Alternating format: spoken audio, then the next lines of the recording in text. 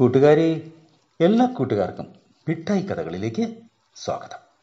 കൂട്ടുകാർ വായിച്ചിരിക്കേണ്ട ഒരു പുസ്തകത്തെ പരിചയപ്പെട്ടാലോ? ഗള്ളിവരുടെ യാത്രകൾ. തയ്യാറാക്കിയത് AV ഹരിശങ്കർ. അവതരിപ്പിക്കുന്നത് മനോജ് കുമാർ പോളയ്ക്കൽ. പേനയും മിഠായിയും ഒക്കെ പോലെ 2-3 കൂട്ടുകാരെ കൂടി പോക്കറ്റിൽ കൊണ്ടു നടന്നാൽ എങ്ങനെയിരിക്കും? തമാശ പറയാനും ഒപ്പം പൊട്ടിച്ചിരിക്കാനും എല്ലാം പറ്റുന്ന ജീവനുള്ള മനുഷ്യ കൂട്ടുകാർ തന്നെ.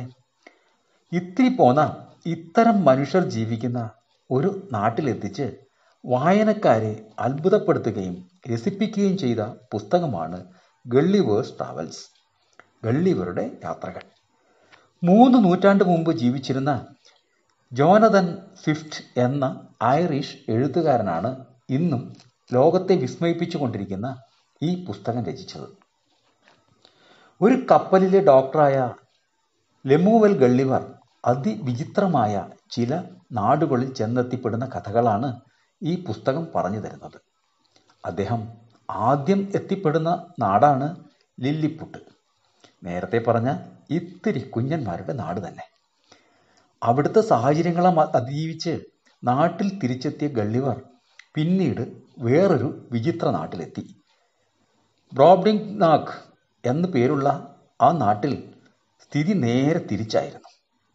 അവിടെയുള്ളവരെല്ലാം കണ്ടാൽ ഞെട്ടുന്ന വലിപ്പമുള്ള ഭീമന്മാരാണ്. ഗള്ളിവർ അവർക്ക് കയ്യിലെടുത്ത് നടക്കാവുന്ന ഒരു കൊച്ചു പാവയെപ്പോലെ മാത്രം.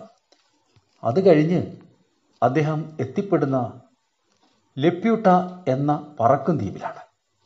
എപ്പോഴും ചിന്തയിൽ മുഴുകിയിരിക്കുന്ന അവിടുത്തുകാരെ ചിന്തയിൽ നിന്നുണർത്താൻ ജോലിക്കാരുടെ സഹായം വേണം.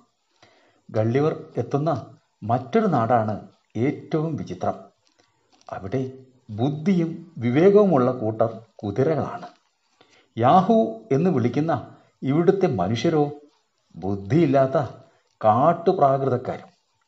ബുദ്ധിയുള്ള ആ കുതിരകളുടെ പേര് തന്നെ ബഹുകേമമാണ്. ഈ പേരുച്ചരിക്കാൻ വായനക്കാർ പാടുപെടുന്നത് കണ്ട് ജോനതൻ സ്വിഫ്റ്റ് പൊട്ടിച്ചിരിച്ചു കാണണം. കാരണം അദ്ദേഹം ഗള്ളിവരുടെ കഥ എഴുതിയത് തന്നെ അക്കാലത്തെ സ്വന്തം സമൂഹത്തെ പ്രതീകാത്മകമായ നർമ്മത്തോടെ അവതരിപ്പിക്കാനും വിമർശിക്കാനുമായിരുന്നു. ആ നർമ്മം വായനക്കാർ അതിവേഗം ഏറ്റെടുത്തു.